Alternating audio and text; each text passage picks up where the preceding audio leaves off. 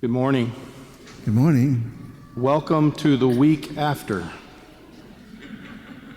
Oh my. We thought 2020 was interesting. 2021 has started off with a bang. Here we are at the first Sunday of Lent, and we're typically in the gospel taken into the desert. But wait, we didn't get Ash Wednesday. What happened last week? You may have found it difficult as we approached Ash Wednesday in the cold and in the dark. It may have been difficult to find the quiet isolation of the desert amid frozen pipes, no electricity, and no control of when it ended. Grocery stores with empty shelves, long lines of people trying to get gasoline. That only added to our anxiety. Most of us, I would presume, have been to the desert, either for a visit, a trip, or just driving through. Did you sense the desolation, the lifelessness, and the dryness, the seemingly endless terrain of the desert? Are there some similarities to what we have all been through this past week? Being isolated, feeling a little hopeless, an endless terrain of ice, cold, and darkness at night, without the warmth that we're so used to. As it opened up for us the importance of the essentials to survive: water, food, shelter from the cold and the elements, and realize that they're in very short supply in the desert and in a cold snap that we are not accustomed to. We found that in any moment, the weather in many ways can strip us from these things, seemingly very easy. Jesus' 40 days in this type of an environment is hard to imagine, if we can conceive it at all. But in today's gospel, Jesus' calling, we know, is a divine one.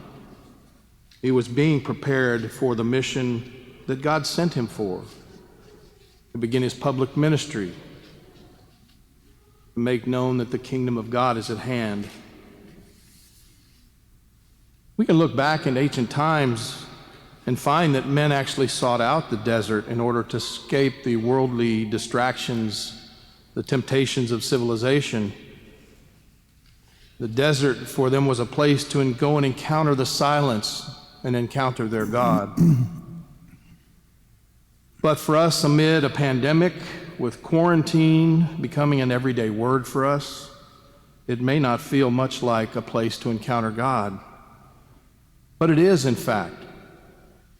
It's when we struggle and when we face tragedy, lack of hope sometimes, it is there that God reaches out to us. It is there in that place of silence and struggle where we can identify our own wrong choices or our misplaced priorities. It is in the past year that we have all had to learn that we cannot control everything in our lives. A hard lesson. The frustration of not being in control has burdened many with anxiety, with anger, and with doubt and fear. But brothers and sisters, we must be aware of our need to include God and open ourselves to his will. And we all struggle at times with this society that we live in today, and our sometimes own distorted, disordered way of prioritizing our daily lives. But it is in that quiet, silent place that we are called to go so that we might encounter God during Lent. It is in that time and place that we can be more reflective of our daily journey. We're called to take time through quiet reflection to look deep into our daily lives, to examine its contents and make changes that will help us grow in faith, to grow in obedience, to grow in love, and to grow in our compassion for others. Lent is a time to scrutinize our daily routines and our priorities, and it's time to really identify and let go of the things that are holding us back. This journey on earth that we have been given is a gift, but it is a temporary one. It's a journey that God created for us to journey back to Him. We're not guaranteed tomorrow. We're not guaranteed our next breath.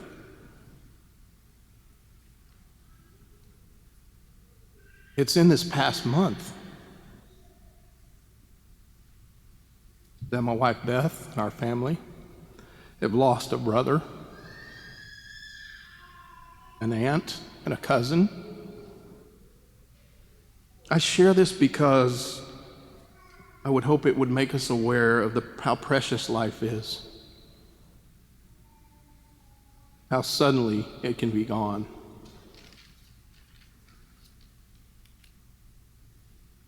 The opportunities that God gives us to appreciate life, to love our family and to be loved, to appreciate our friends, our community. It can suddenly be changed, as we saw last week, how we can be reduced to being quarantined at home because of weather. God's comfort and His mercy and His peace are what sustain us. As Christian people, we're given the gift of Lent, a beautiful season to refresh, to recommit, to reconcile ourselves, not only to God, but to one another.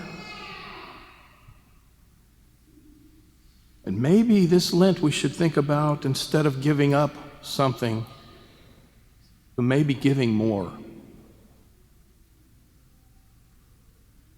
Giving more of ourselves, more time for prayer, giving more time to others in need, and to feeding ourselves spiritually.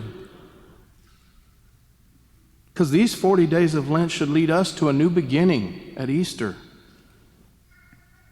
If we open our hearts and our minds through trial and testing and waiting, and I would suggest we've all been through that this week, each of us will find our own new beginning. A beginning that also brings us together as an Easter people. We all know that Lent calls us to prayer. It calls us to fasting and almsgiving. And if we discipline ourselves and follow these Lenten practices, we will experience growth in our faith, growth in our love for God and others, and we will find compassion for those who are hurting or in need in our society. Lent is a time to experience the desert, but not the desert of desolation or lifelessness, but the spiritual desert where we experience God's beauty and love for each of us.